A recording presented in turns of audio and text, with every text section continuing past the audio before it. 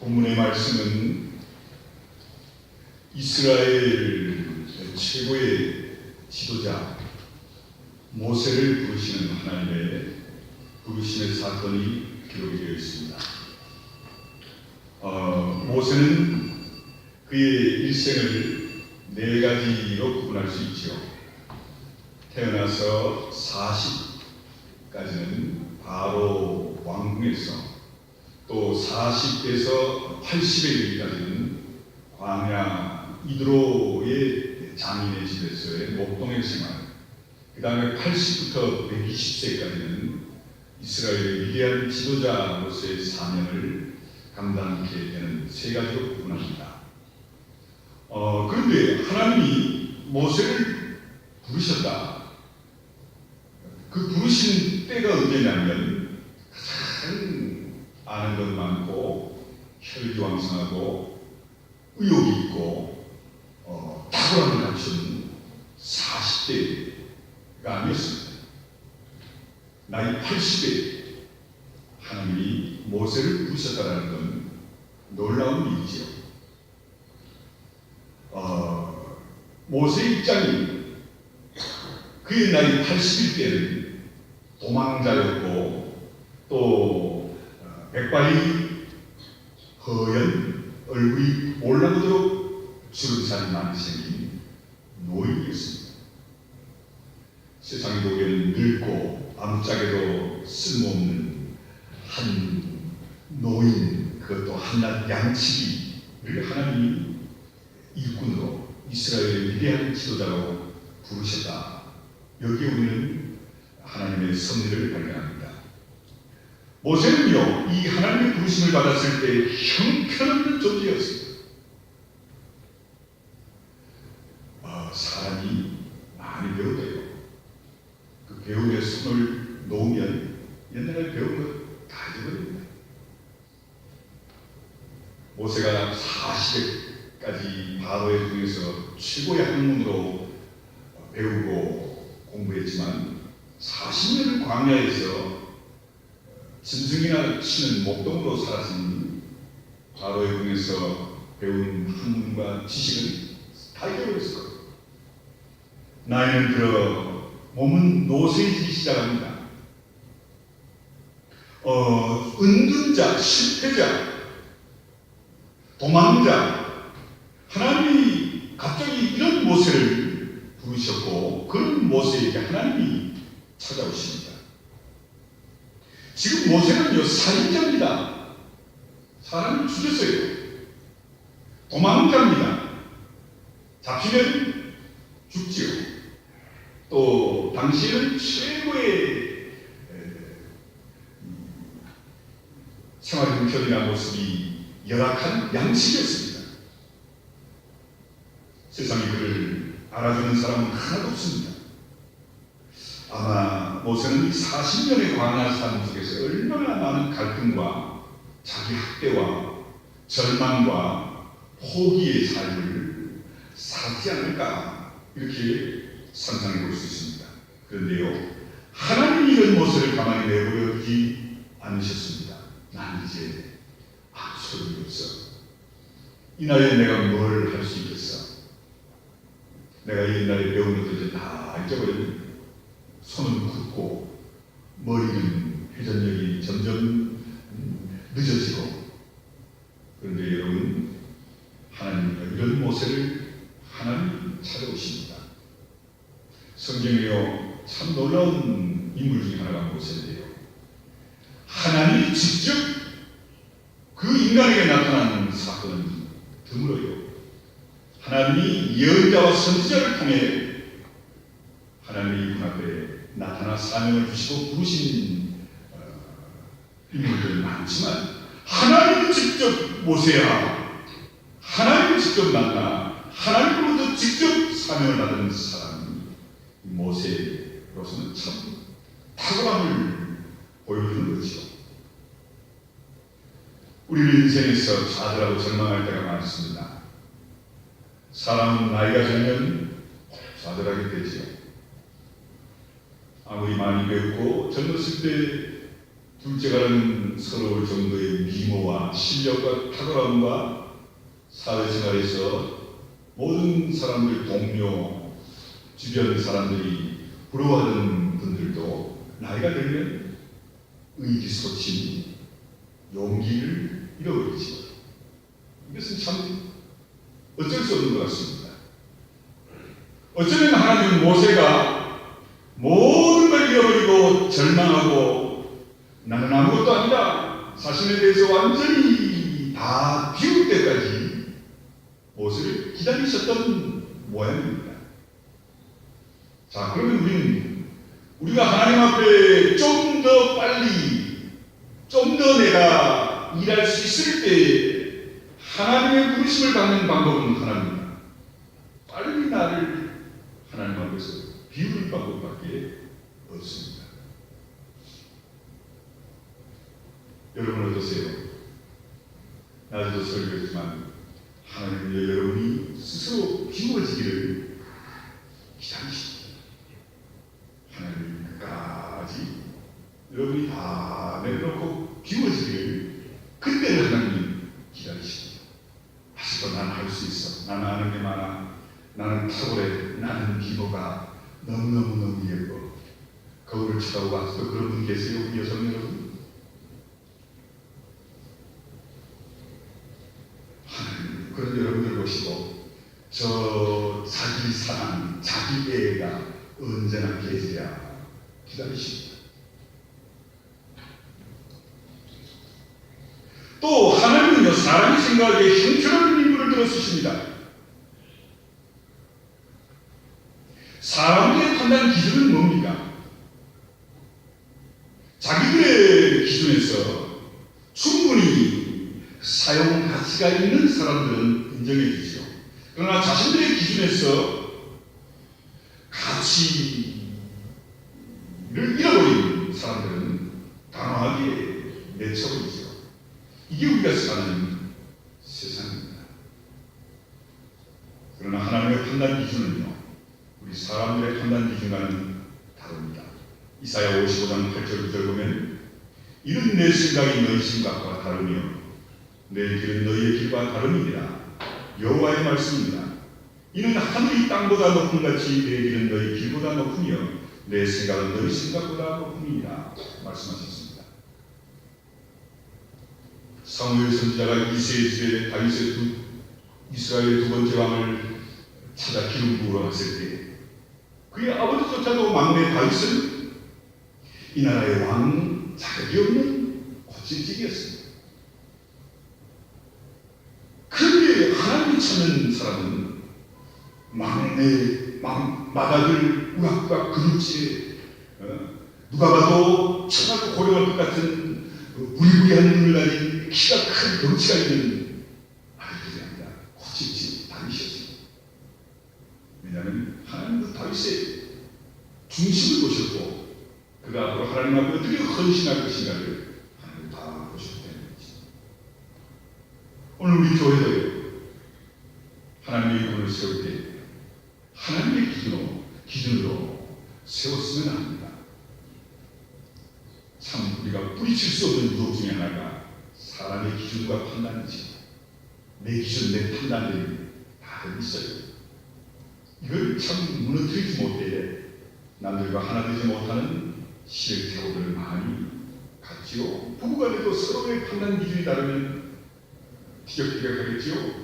부자 간에도 서로의 기준이 다르면 말이 안 통합니다. 직장에서도 상사와 부하지간 간에 서로 말이 안 통하는 이유가 뭐지요? 자기 기준에 의해서 일을 하려 하니 하나 될 수가 없는 거지요.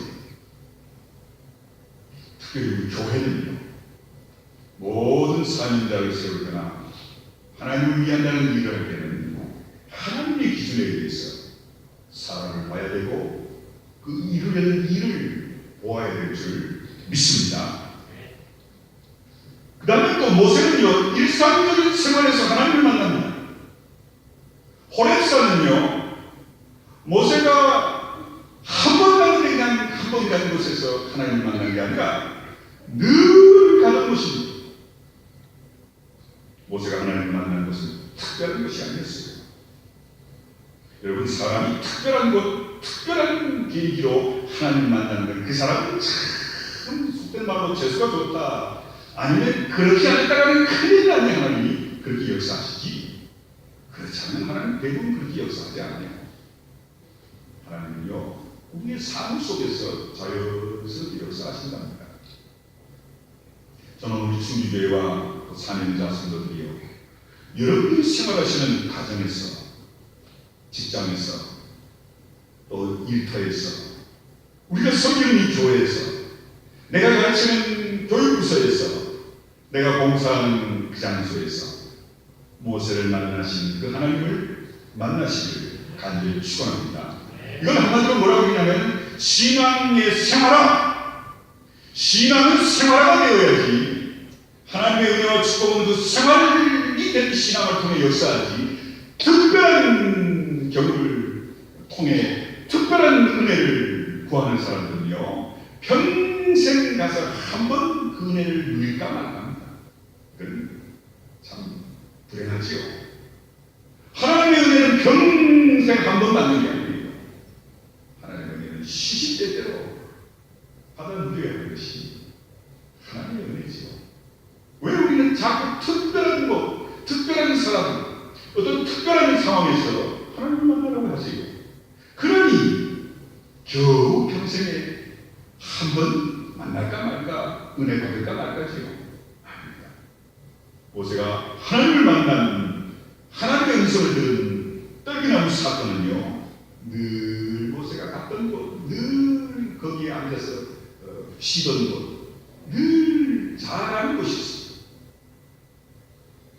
하나님 오늘 한 해 여러분들의 가정과 직장 사업, 여러분들의 자녀와 여러분들의 믿음에 있어서 부르심의 소명을 이루게 하시고 여러분들에게 큰 축복을 주시려고 하는 장소는 바로 우리 충주 성결교회를 다시 한번 깨달으시길 축원합니다. 저는 그래서 죄송합니다, 여러분들이 기도원 게 아니라 그렇지 않아요. 그건 좋은 게 아닙니다. 우리가 은혜 받아야 할 것은 여기 우리 교회입니다. 우리가 기도 응답 받아야 할 것은 새벽기도, 금요시간교회, 화요일목교회, 또 정식기도, 이걸 통해서 얼마든지 하나님 우리에게 은혜 주시고 축복하십니다. 왜 또한 그런 곳에 가서 은혜 받는 것이, 이건 성서적이지가 못합니다. 자, 그러면 하나님을 만나 하나님의 음성을 듣는 모세는 어떻게 했습니까? 본문에 보니까요, 하나님의 음성을 듣고 모세는 하나님 앞에 엎드립니다. 엎드린다면 겸손을 얘기하지. 엘리야가 갈멜산 꼭대기에서 올라가 꿇어 엎드려 물 사이에 얼굴을 넣고 기도했더니 하늘에서 불이 떨어져요. 3년 반 동안 오지 않는 비가 떨어지면서 엎드리는 자에게 하나님의 기적이 함께하고, 엎드리는 자에게 하나님이 놀라운 사명을 능히 감당케 하시는 줄 믿으시기 바랍니다. 어떤 성서학자들은 12의 혈중을 하는 여인이 예수님의 옷자락을 만지고 나은 사건을 이렇게 해석하는 성서학자가 있습니다.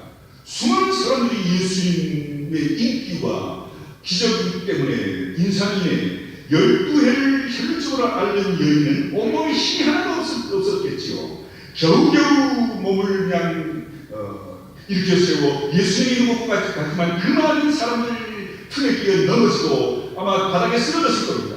그래도 낳고 싶은 예수님 만나고 싶은 그 여성은 그 순간 예수님의 옷자락이 그 무리 가운데서 벌렁여 자기 손에 잡히는 그 순간이 있죠. 왜냐하면 넘어졌기 때문에. 그래서 이 여성은 그 넘어진 엎드린 상태에서 예수님의 옷자락을 잡았다. 그러니 그 많은 사람이 예수님을 만졌고 손을 만지고 옷을 만졌지만 문제 해결받은 것은 한 사람입니다. 엎드려 간절한 마음으로 예수님의 옷자락을 만진 그 사건이 기적을 가능케 했다. 이렇게 해석하는 학자가 있습니다. 참 은혜롭지요. 여러분, 아직도 하나님 앞에 엎드리기를 귀찮아하시는 분들, 여러분들의 자세를 많이 바꾸지 않습니다. 예비된 하나님의 은혜를 여러분들의 사명을 통해 이룰 수 없습니다. 하나님은요, 잘난 사람, 탁월한 사람, 있는 사람, 젊은 사람을 놓지 않습니다. 누구든지 하나님 앞에 엎드리기를 사모하는 자를 찾으시고 그런 자에게 큰 은혜를 주시는 하나님, 그 하나님의 올 한해 여러분 크게 쓰임받으시길 간절히 축원합니다. 일단 모세는요 하나님의 말씀대로 발에서 신을 벗습니다. 신을 벗는 건요 이스라엘 사람들에게는 자신의 모든 권리를 포기한다. 성경에 보면 모세에게만 신을 벗어 하지 않으셨어요. 여호수아도 여리고성을 점령하기 전에 하나님의 군대 장관이 나타나서 신을 벗으라. 이스라엘 풍속에는요 장자가 아버지 유산을 전부 물려받는데요. 그나저나 가만히 보니 동생이 사랑스럽고 너무 어렵게 살아 아버지가 물려준 유산을 장자인 자기가 아닌 동생에게 주고 싶으면 큰아들이 자기 신발을 벗어 동생에게 던진다. 그러면 내 권리를 너에게 포기한다. 그런 뜻이었답니다. 자신을 최대한으로 낮추는 겸손, 자기 권리를 스스로 포기하는 이 행위가 신을 벗으라 라는 말씀이죠. 겸손하게 자신의 모든 인간적 교만, 자랑, 내세움, 명예, 자존심 이 모든 걸 하나님 앞에 내려놓는 자를 하나님이 찾으신다. 하나님이 은혜 받기 전에 능력 받기 전에 신을 벗어나십니다. 부름 받기 전에 쓰임 받기 전에 나의 모든 권리 하나님 앞에 포기하십니다. 아마 이건요 모세가 마지막 남은 자존심, 나이 80이면 사람이 자존심이 없나요? 사람 자존심 때문에 죽고 사는 경우가 있는데 뭐 나이 먹으면 자존심도 없어지나요? 아니요, 죄송하지만 연세 많으면 자존심이 더 아주 단단해지지요. 하나님 모세에게 신을 벗어나는 건 너 다 잃어버리고 이제 노인이지만 너 그 하나라는 자존심 아니잖아. 그건 맞아 나한테 던져. 아마 그래서 하나님은 모세에게 신을 벗어 하신 것 같아요. 내가 이 나이에 다 잃고 남은 건 자존심 하나인데 그거 하나 버리라고 큰일 난 죽어. 아마 그래서 아직도 하나님 앞에 자존심을 못 버리고 계세요. 버려야 합니다. 하나님 그것마저도 버리라 하십니다. 하나님은 또 모세에게 사명을 주신 것처럼 우리에게도 사명을 주시려 합니다. 여러분 호렙산 떨리는 불꽃 속에 모세를 부르신다면요 모세만이 감당할 수 있는 사명을 주시려 합니다. 하나님은 이 시대에 충기교회라는 교회를 통해 여러분을 부르셨습니다. 하나님은 오늘 여러분이 이루기를 원하는 귀한 사명이 있습니다. 여러분 구역에서, 기관에서, 교사로서, 산안대원으로서, 또 기타 교회 안에서 모든 크고 작은 일들을 하나님이 이루라 사명을 주십니다. 그 사명을 받은 자가 사명자죠. 하나님 앞에서의 사명자는요 하나님이 주시는 사명입니다. 담임 목사가 준 사명이 아니죠. 하나님이 주신 것이기에 누구 다른 사람 볼 필요 없이 하나님만 바라보며 그 사명을 감당해야죠. 모세가 40년 사명을 감당하며 한 번 위기를 겪나요? 백성들 모두가 모세를 돌로 쳐주려고 할 때도 하나님 주신 사명이기에 모세는 그 순간에도 하나님 앞에 엎드리지요. 그런데 하나님이 그 못된 이스라엘 백성은 하나님의 방법으로 지혜하시는 하나님 주신 사명입니다. 사람이 준게 아닙니다. 또 하나님은요 모세와 함께 해주실 것을 약속합니다. 12절에 하나님이 이르시되 내가 반드시 너와 함께 있으리라. 내가 그 백성을 애굽에서 인도하여 낸 후에 너희가 이 산에서 하나님을 섬기리니 이것이 내가 너를 보낸 증거이다. 모세뿐만 아니라 성경에 많은 인물들에게 사명을 주실 때 내가 너와 함께하리라. 함께 있으리라. 혼자 두지 아니하리라. 사람은 하나님이 지으신 피조물이기에 하나님 없이는 아무것도 할 수 없습니다. 여러분 하나님은요 2016년이라는 하나님의 시간 안에 충주교회와 교회에 속한 오늘 여러분들을 통한 하나님의 계획과 섭리가 있습니다. 이것은 각자에게 다 다를 수 있지만 그러나 나를 향한 하나님의 부르신 사명은 하나님 앞에서 참 귀하죠. 모세만이 위대한 지도자가 아닙니다. 그 시대에는 모세가 위대했지만 오늘 이 시대는 여러분들이 모세와 같이, 아니 모세보다 더 위대한 하나님이 부르신 사명자로 사명을 우리 청주교회를 통해 이루기를 하나님이 원하시고 하나님이 여러분을 부르신 줄 믿으시기 바랍니다. 그래서 하나님은요, 열정적 사명자, 부르신 하나님 앞에 하나님만 바라며 그 사명을 감당하는 자를 끝까지 책임져 주십니다. 하나님이 책임져 주시는데 누가 우리의 앞길을 막고 우리의 그 사명을 빼앗아갈 것이며 우리가 포기하게 하겠어요. 사람을 보고 사람이 준 사명으로 하니 포기하지요. 하나님 주신 사명은 포기할 수 없는 겁니다. 몰랑 휘볼러라는 분이 이런 얘기합니다. 길은 많습니다. 그러나 그 많은 길을 다 가보기에는 인생이 너무 짧습니다. 우리는 모든 걸 다 하도록 부르심을 받지 않았습니다. 우리에게 모든 걸 다 할 수 있는 시간도 능력도 물론 없습니다. 하나님은 우리가 모든 걸 하기를 원하시는 게 아니라 중요한 걸 하기를 원하십니다. 하나님이 우리를 통해 하고자 하시는 일에 집중하십시오. 하나님은요, 여러분 개개인에게 여러분만이 하기를 원하시는, 여러분이 집중하기를 원하시는 일이 있으십니다. 여러분이 그 일의 사명자로 오늘 부름받은 주인공들을 믿으시기 바랍니다. 그러므로 우리는 이 믿음 가지고 이사야의 고백같이 내가 여기 있나이다 나를 보내소서, 이런 고백으로 한 해 하나님 주신 사명을 늘 감당하시고 승리하시는 귀한 한 해 사명자를 받으시길 간절히 축원합니다. 기도하겠습니다. 고마우신 아버지 하나님, 이 시대의 충주교회를 통한 사명자로 우리를 부르셨습니다. 아버지 하나님, 이 사명을 감당함에 부족함이 없도록 더 큰 믿음을 주시고 또 사명자로서 하나님 앞에 부끄러움이 없는 귀한 이분들, 귀한 충주교회 될 수 있도록 축복해 주시옵소서. 예수님의 이름으로 기도하옵나이다.